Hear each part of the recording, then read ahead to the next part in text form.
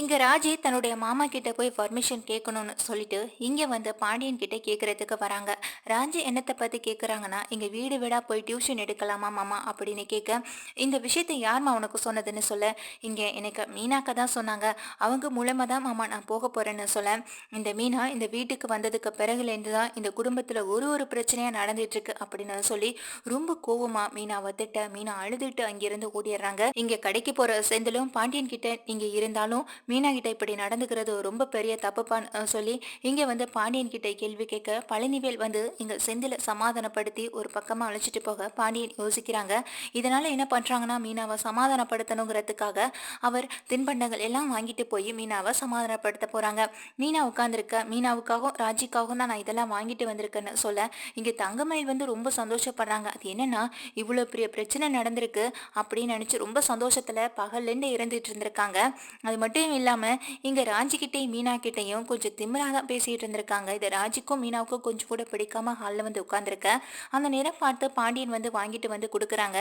இதை வந்து மீனாவும் வந்துட்டு ரொம்ப கேஷுவலாக எடுத்துக்கிறாங்க. மாமா தானே அப்படின்ற மாதிரி அங்கே பாண்டியன் சொல்றாங்க, நான் திட்டினதெல்லாம் நினச்சி ரொம்ப பெருசாக நினச்சி வருத்தப்படாதம்மா, இனி ஒரு அப்பாவா நினச்சிக்கோ, அப்பா திட்டினதா நினச்சிக்கோன்னு சொல்ல, எனக்கு அதெல்லாம் ஒன்றும் கோவம் இல்லை, நான் எடுத்துப்பேன் அப்படின்னு சொல்லிட்டு அதை எடுத்து சாப்பிட்றாங்க. என்ன இந்த சண்டை புஸ்ஸுன்னு போயிடுச்சு, மீனா ரொம்ப கோவத்தோட இருப்பாங்க அப்படின்னு நினைச்சிட்டு இருந்தா, இன்னைக்கு ஈவினிங்கே பேசிட்டாங்க. அதுவும் மாமாவும் இப்படி சமாதானப்படுத்துறாரே நினைச்சு ரொம்ப ஆச்சரியத்தோட இருந்துகிட்டு இருக்காங்க. இங்க தங்கமயிலும் அதே போல எங்க ராஜிக்கும் ஒரு பக்கம் ரொம்ப கஷ்டமா தான் இருந்துகிட்டு இருக்கு. என்னன்னா, இந்த மாமா எதுக்காக நம்ம வேலைக்கு போனா மட்டும் தடுத்து நிறுத்திட்டே இருக்காரு, நம்ம வீடு வீடா போய் டியூஷன் எடுக்கிறதும் தப்புங்கிறாரு, வீட்லயும் டியூஷன் வைக்கிறது தப்புங்கிறாரு, பின்ன எப்படிதான் நம்ம சம்பாதிக்கிறது, எப்படிதான் வேலைக்கு போறதுன்னு தெரியலையே நினைச்சு ரொம்ப கவலையில இருந்துட்டு இருக்காங்க எங்க ராஜி. அதே போல மீனாவும் என்னதான் மாமா சமாதானப்படுத்திருந்தாலும் அவங்க பேசின ஒவ்வொரு வார்த்தையும் இங்க மனசுக்குள்ள வந்துட்டு அவங்களுக்கு அழுத்திட்டே இருக்கு, ஓடிட்டே இருக்கு, ரொம்பவே கவலைப்படுறாங்க. அப்போ இங்க செந்தில் தான் சமாதானப்படுத்துறாங்க. என்ன மீனா, அப்பா கூட சமாதானம் ஆயிட்டேன்னு நினைச்சேன்னு சொல்ல, சமாதானம் ஆனந்தாங்க, ஆனாலும் அவர் சொன்ன வார்த்தை என்னை கஷ்டப்படுத்திட்டே இருக்கு. நான் இந்த வீட்டுக்கு வந்ததுக்கு அப்புறம் தான் நிறைய பிரச்சனை வருதுன்னு சொன்னாரு, அப்படி அங்க நடக்குது இந்த குடும்பத்துலன்னு சொல்லி கேட்க, அதெல்லாம் ஒண்ணும் இல்லை மீனா, நீ அதெல்லாம் நினைச்சு கவலைப்படாத, அப்பா ஏதோ கோவத்துல பேசியிருப்பாரு, அதான் இப்பவே வந்து அவர் மன்னிப்பு கேட்ட மாதிரி பேசிட்டார்ல, விடுமீனான்னு சொல்றாங்க. இங்கே தங்கமயிலும் சரவணன் கிட்ட மாமாவுக்கு இவ்வளோ கோவம் வருமான்னு சொல்லி கேட்க, அவர் பயங்கரமா கோவப்படுவார் மயிலு அப்படின்னு சொல்றாங்க. ஐயோ, நான் இன்னைக்கு தாங்க நேர்லயே பார்த்தேன் அப்படின்னு இங்க தங்கமயிலும் சொல்றாங்க சரவணன் கிட்ட. இப்படி ஆளாளுக்கு எல்லாரும் பாண்டியனை பத்தி பேசிக்கிட்டு இருக்க, உள்ள கோமதியும் எதுக்குங்க மீனாவை காலையில இப்படி கரிச்சு கொட்டுற மாதிரி பேசிட்டு போனீங்க, பாவம் அந்த புள்ள காலையிலேருந்து எவ்வளோ சாப்பிடாம இருந்து கஷ்டப்பட்டுட்டு இருந்தா தெரியுமா அப்படின்னு சொல்ல, எனக்கு தெரியும், அதனால தான் நான் சாயங்காலம் வரும்போது மீனாவை சமாதானப்படுத்தணுங்கிறதுக்காக இதெல்லாம் வாங்கிட்டு வந்தேன், மீனாவும் என் பொண்ணு மாதிரி தான் சொல்ல, இங்கே உன்னை கோமதி கேட்குறாங்க, இது நாள் வரைக்கும் உங்கள் பொண்ணுங்க கிட்ட கூட நீங்கள் இப்படி நடந்துக்கிட்டது இல்லையே, ஆனால் நீங்கள் மருமகளாக இருக்கிறதுனால தான் இப்படி அவங்கள்ட்ட நடந்துக்கிறீங்கன்னு சொல்ல, என்ன கோமதி நீ இப்படியெல்லாம் பேசி என் மனசை கஷ்டப்படுத்துற அப்படின்னு சொல்ல, உண்மையை தானங்க சொல்கிறேன், இது நாள் வரைக்கும் அரசிக்கிட்டேயோ குழலிக்கிட்டேயோ இந்த மாதிரி நடந்திருக்கீங்களா, இல்லை குழலி ஆசைப்பட்டதையும் அரசி ஆசைப்பட்டதையும் நடத்தாம தான் இருந்திருக்கீங்களா, என்ன இந்த ராஜ பிள்ளை வீட்டில் டியூஷன் வைக்கணும்னு ஆசைப்பட்டுச்சு, அதையும் நடத்த விடாம பண்ணீங்க, சரி வெளியில போய் சம்பாதிக்கணும்னு ஆசைப்படுது, அதுக்கும் இங்க மீனாவை ராஜியும் கண்டபடி பேசிட்டீங்க, இப்போ இதெல்லாம் நடக்கிறத வச்சு பார்க்கும்போது அப்படிதானே எனக்கே தோணுது, எனக்கே தோணும் போது என் மீனாவுக்கும் ராஜிக்கும் அது தோணாதான் என்ன அப்படின்னு சொல்றாங்க. இப்படி இந்த கோமதி கேஸ் பேசுறதை கேட்டு இங்க பாண்டியன் யோசிக்கிறாங்க, இங்க வீட்டுல வேலை பார்த்தாலும் தப்பு, வெளியில வேலை போய் பார்த்தாலும் தப்புனா அந்த பிள்ளை என்னதாங்க பண்ணும் அப்படின்னு சொல்லி கேக்குறாங்க. இதே இடத்துல அரசு இருந்தா கொஞ்சம் யோசிச்சு பாருங்க, நீங்க இப்படி எல்லாம் பேசுவீங்களான்னு, அப்போ நீங்க ஒரு அப்பாவா நடந்துப்பீங்க, இப்போ நீங்க மாமனாரா தான் நடந்திருக்கீங்க, என்னதான் இங்கே மாமனார் அப்பாவாகவே ஆகவே முடியாது, அதே போல மாமியார் அம்மாவா ஆகனாலும் அது முடியவே முடியாத காரியம் அப்படின்னு சொல்றாங்க எங்க கோமதி. எங்கவாது ஒரு சில இடங்கள்ல இருக்கலாம், மாமியார் அம்மாவா இருக்கிறதும் மாமனார் அப்பாவா மாறுறதும், ஆனா நம்ம வீட்டுல அப்படியா நீ கேட்டா கண்டிப்பா நான் இல்லைன்னு தான் சொல்லுவேன்னு எங்க கோமதியும் சொல்லிட்டு படுத்துறாங்க. இதை கேட்ட எங்க பாண்டியன் வருத்தப்பட்டு யோசனையிலே இருக்க, கோமதி தன் மனசுல இருக்க கவலைகள் எல்லாத்தையும் கொட்டி தீர்த்துட்டு அவங்க நிம்மதியா தூங்குறாங்க. ஆனா பாண்டியனுக்கு இங்க தூக்கமே வரல. அடுத்த நாள் பொழுதுபடிய எங்க சரவணன் வந்து அவசர அவசரமா கடைக்கு கிளம்பிட்டு இருக்காங்க.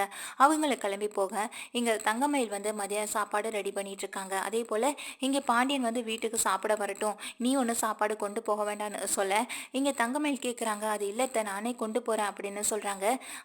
இங்க தங்கமயில் வந்துட்டு சொல்றதை கேட்டு கோமதி கோவப்படுறாங்க, நேத்தே நான் சொல்லிட்டேன், திரும்பவும் நீ எதுக்காக திரும்பவும் ஆரம்பிக்கிறேன்னு சொல்ல, அது இல்லை அதான் அம்மா வந்து சொல்லியிருப்பாங்கல்ல அப்படின்னு சொல்றாங்க. திடீர்னு வாயை விட்டுறாங்க. என்னது உங்க அம்மாவா, உங்க அம்மாவுக்கு எப்படி இந்த விஷயம் தெரியும்? அதுவும் அவங்க இங்க வந்து பேசின விஷயத்த உன்கிட்ட சொல்லியிருக்காங்க அப்படி தானே அப்படின்னு கேட்க, அது இல்லை, அம்மாவுக்கு இந்த விஷயம் தெரியுமான்னு தெரில.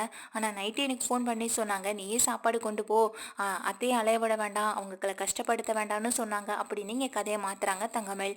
இதை கேட்ட இங்கே கோமதி, அதெல்லாம் எனக்கு தெரியும், எனக்கு எந்த கஷ்டமும் இல்லை, என் புருஷனுக்கு சாப்பாடு கொண்டு போகிறத பற்றி நீ கவலைப்பட வேணாம், அவர் வீட்டுக்கு வந்து சாப்பிட்றதா எனக்கு நிம்மதி அப்படின்னு சொல்கிறாங்க. இதை கேட்ட தங்கமயிலும் சரி அப்படின்னு சொல்லிட்டு இங்க சரவணனுக்கு மட்டும் சாப்பாடு எடுத்துகிட்டு போகிறாங்க.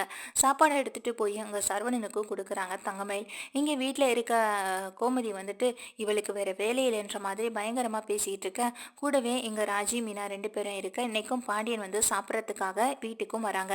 வீட்டுக்கு வந்து சாப்பிட்டுட்டு அவங்களும் கிளம்பி போக, இங்கே கடையில் இருக்க சரவணன் ஈவினிங் வேலையெல்லாம் முடிஞ்சு வீட்டுக்கு வராங்க. வீட்டுக்கு வந்த கையோட எங்கள் பாண்டியன் கிட்ட ஒரு விஷயத்த சொல்லணும்னு வெயிட் பண்ணிட்டு இருக்காங்க. பாண்டியனும் வராங்க, கூட பழனிவேல் செந்தில்னு எல்லாரும் வர, கதிரும் வந்துட்டு வீட்டுக்கு வராங்க. வீட்டுக்கு வந்த கையோட அவங்க வந்து ரொம்ப அவசரமாக கிளம்பிட்டு இருக்காங்க. பைக் வேற இல்லை, நான் வேற ஏதாவது ஏற்பாடு பண்ணணும் அப்படின்னு சொல்லிட்டு ரொம்ப அவசரமாக கிளம்பிட்டு இருக்காங்க. அந்த நேரம் பார்த்து இங்கே சரவணன் தன்னுடைய அப்பா பாண்டியன் கிட்ட விஷயத்த சொல்றாங்க. இப்போ நம்ம கடைக்கு இப்போ ஒரு சரக்கு வரும்பா அப்படின்னு சொல்ல, நான் எதுவும் ஆர்டர் போடலடா, செந்தில் எனக்கு தெரியாம நீ எதுவும் பண்ணியா அப்படின்னு கேட்குறாங்க.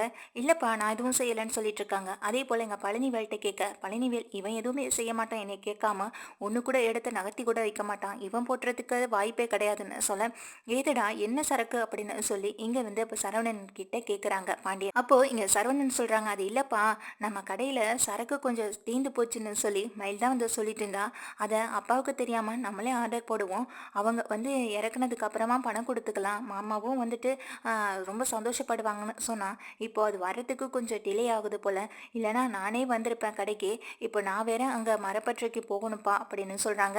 இதை கேட்ட எங்க பாண்டியன் ஆடி போக, யாரை கேட்டு நீ இந்த மாதிரியான ஒரு விஷயத்த பண்ண, சரி கடையில் என்ன சரக்கு தீந்து போச்சு, நீ தான் கடைக்கே வரதில்ல, கடையில் எது தீந்துச்சு எது தீரலன்றது விஷயம் உனக்கு எப்படி தெரியும் எங்க பாண்டியன் கேட்குறாங்க. அது இல்லைப்பா, மயிலு தினமும் சாப்பாடு கொண்டுட்டு வரால, அப்போ அதை கவனிச்சு பார்த்துருந்துருக்கான் அப்படின்னு சொல்ல, என்னம்மா மயிலு அப்படின்னு கேட்குறாங்க எங்க பாண்டியன். அது இல்லை மாமா, நான் கடைக்கு வரும்போது சில விஷயங்களை கவனிச்சேன், இங்கே கடைக்கு வரவங்களாம் அவங்க கேட்ட பொருள் இல்லைன்னா பக்கத்து கடையை தேடி போகிறாங்க, அதனால தான் அவங்க கேட்ட பொருள் எல்லாம் வாங்கி வைப்போன்னு சொல்லி தான் நான் இவர்கிட்ட சொன்னேன் அப்படின்னு சொல்கிறாங்க. என்ன மயிலு என்கிட்ட இப்படி சொல்கிறேன், அன்னைக்கு வேற மாதிரி சொன்னேன், கடையில் இல்லாத பொருள்னு சொன்னேன், கடையில் தீந்து போன பொருள்னு சொன்னேன், இப்போ என்னடானா கஸ்டமருக்கு தேவையான பொருள்னு சொல்கிறேன், அப்படி என்னதான் அப்படின்ற மாதிரி கேட்குறாங்க. எங்கள் மீனா ஒரு ஆட்சி ரொம்ப ஆச்சரியத்தோட கேட்டுக்கிட்டு இருக்கேன். அங்கே இங்கே தங்கமயில் சொல்கிறாங்க, இல்லை மாமா, நம்ம இந்த மாதிரியான ஒரு பொருள் எல்லாம் வாங்கி வச்சோம்னா கடைக்கு வர்றவங்க யாருமே அடுத்த கடையை தேடி போக மாட்டாங்க, நம்ம கடையிலே தானே வாங்குவாங்கன்னு சொல்ல, சரிம்மா இன்னையை கேட்காம நீங்களே முடிவெடுத்துக்கிட்டு இருக்கீங்கன்னு சொல்லி இங்கே வந்து பாண்டியன் கோவப்படுறாங்க.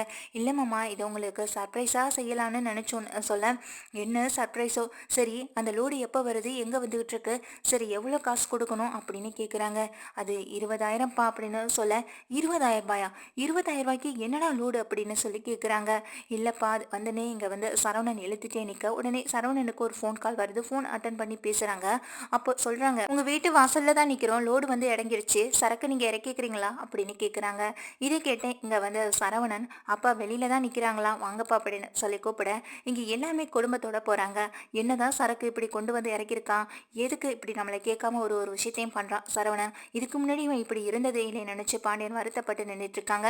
எல்லாரும் வெளியில் போகிறாங்க. இங்கே வந்தவங்களும் சரக்கை இறக்கி வைக்க ஆரம்பிக்க, இங்கே வந்து பாண்டியன் வந்து அதை பிரித்து பார்க்குறாங்க. என்னடா பண்ணி வச்சிருக்க, இதுதான் ஏற்கனவே நம்ம குடோனில் இருக்கு, கடையில் தீந்து போயிடுச்சு, குடோனுக்கு என்ன எடுத்துட்டு வர முடியலன்னு சொல்லி ஆட்களை அனுப்பி வச்சிருந்தேன், அதுக்குள்ளே நீங்கள் இந்த மாதிரியான ஒரு விஷயத்த பண்ணியிருக்கீங்க, அந்த பொருளை எப்போ விற்று தீரும்னு எனக்கு தெரியல, இதில் இதை வேற வாங்கி வச்சு இது எப்படா விற்று போகிறது அப்படின்னு சொல்லி சரவணன் கிட்ட ரொம்ப கோவப்பட, இந்த லோடு திருப்பி அனுப்ப முடியுமான்னு கேட்குறாங்க. இல்லை சார் அதெல்லாம் அனுப்ப முடியாது, கொண்டு வந்தது தான், நாங்கள் எவ்வளோ லாங்கில் இந்த எடுத்துகிட்டு வரோம், இப்போ நீங்கள் உங்கள் இஷ்டத்துக்கு திருப்பி அனுப்பிட்டீங்கன்னா நாங்கள் இந்த சரக்கை வேற யார்கிட்ட சார் கொண்டு கொடுக்குறதுன்னு சொல்லி கேட்குறாங்க.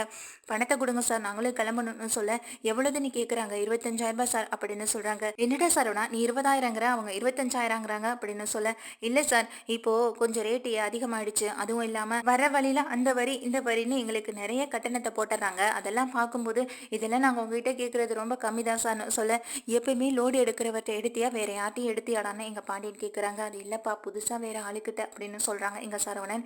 இங்கே வந்து வேற வழி இல்லாமல் பணத்தையும் கொடுத்துட்டு உள்ளே வர எங்கள் சரவணன் ஓங்கி பலார்னு இங்கே சரவணன் கன்னத்திலே விட, இது தங்கமேல் அதிர்ச்சியோட பார்த்துட்டு இருக்காங்க. காலையில் தான் மீனாவை இந்த வீட்டுக்கு வந்ததுலேருந்து பிரச்சனை வருதுன்னு சொல்லி அந்த பிள்ளையோட மனசை கஷ்டப்படுத்தினேன், ஆனால் இது நாள் வரைக்கும் இந்த பிள்ளையால் இவ்வளோ நட்டமானதும் கிடையாது, சின்ன சின்ன பிரச்சனைகள் வரையுமே இந்த இந்த அளவுக்கு பெரிய பிரச்சனையை பண்ணதும் கிடையாது. எந்த ஒரு விஷயமா இருந்தாலும் என்னை கேட்டுதான் செய்யும். என்னம்மா மயிலு நீ இப்படி இருக்க அப்படின்னு சொல்லி கேக்குறாங்க. இதை கேட்ட எங்க மயில் அது இல்லம்மாமா அப்படின்னு சொல்ல, போதும் நிறுத்துப்பா. காலையில மீனாவை நான் திட்டினேன். இந்த வீட்டுக்கு நான் கூட்டிட்டு வந்த மருமகன்னு ஒன்னு பேசாம இருந்தேன்னா எங்க மீனாவோட மனசும் வருத்தப்படும். நான் ஓடி வந்து கல்யாணம் பண்ணிட்டதுனால தானே எனக்கு ஒரு மரியாதை கொடுக்காம பேசுறீங்க மாமான்னு அந்த பிள்ளையும் மனசு நினைச்சுக்கோ. நீ பண்றதும் சரியில்லைப்பா மயில், இனிமே திருத்திக்கோ. அப்படி இல்லைன்னா இந்த குடும்பத்துல நான் வேற மாதிரியான முடிவை எடுக்க வேண்டியது வரும்னு சொல்ல, இங்க சரவணன் கிட்ட சொல்றாங்க, அந்த பிள்ளைக்கு தெரியலனா நீ தான் எடுத்து சொல்லி புரிய வைக்கணுமே தவிர அந்த புள்ள சொல்றதை கேட்டு நீ இந்த மாதிரி பண்ணிருக்கியடா அப்படின்னு சொல்லி இங்க சரவணனை பயங்கரமா திட்டுறாங்க. சரவணனை திட்டுறது மட்டும் இல்லாம, இந்த குடும்பத்துல நீ தான் பொறுப்பா இருக்கிற, நல்ல விதமா என்கிட்ட கேட்டு எல்லாத்தையுமே செஞ்சிட்டு இருக்கன்னு நினைச்சேன். ஆனா எனக்கு தெரியாம நீ இவ்வளவு பெரிய விஷயத்த பண்ணிருக்க. கடைசியில இப்ப பாரு உன்னால எனக்கு 25,000 நட்டமானதான் அப்படின்னு சொல்லிட்டு இங்க கண்டபடி திட்டுறாங்க. இங்க சரவணன் கன்னத்துல கை வச்சபடியே தன்னோட அப்பாவை பார்த்துட்டு நின்னுட்டு இருக்காங்க. அது மட்டும் இல்லாம இங்க தங்கமயிலுக்கு பயங்கர அதிர்ச்சியா இருக்கு. காலையில மீனாவை திட்டிட்டு போனதுக்கு அப்புறம் ரொம்ப சந்தோஷத்துல இருந்த தங்கமயில் ஏன் மீனாவையும் ராஜியும் பல விதங்கள்ல வெறுப்பேத்திட்டு இருந்த தங்கமயிலுக்கு இங்க தான் பண்ண விஷயமே தனக்கு எதிராக திரும்பிடுச்சு. அது மட்டும் இல்லாம தனக்கு விழ வேண்டிய அடி இப்போ என் மாமா வாங்கிட்டு நின்றுட்டு இருக்காரே நினைச்சு ரொம்ப பயந்து போய் நின்றுட்டு இருக்காங்க. அப்பதான் இங்க சரவணன் யோசிக்கிறாங்க, அன்னைக்கு அப்பா வந்துட்டு செந்தில அடிக்க போனப்போ இங்க மீனா கையை பிடிச்சு தடுத்து என்னென்னமோ பேசினுச்சு இந்த புள்ள. ஆனா இன்னைக்கு நம்ம அடி வாங்குறத பார்த்து இப்படி பயந்து ஒடுங்கி நின்றுட்டு இருக்கேன்னு தங்கமயில பாக்குறாங்க. மீனாவுக்கு இருக்கிற தைரியத்துல கொஞ்சம் கூட இங்க தங்கமயிலுக்கு இல்லைன்றதையும் புரிஞ்சுக்கிறாங்க.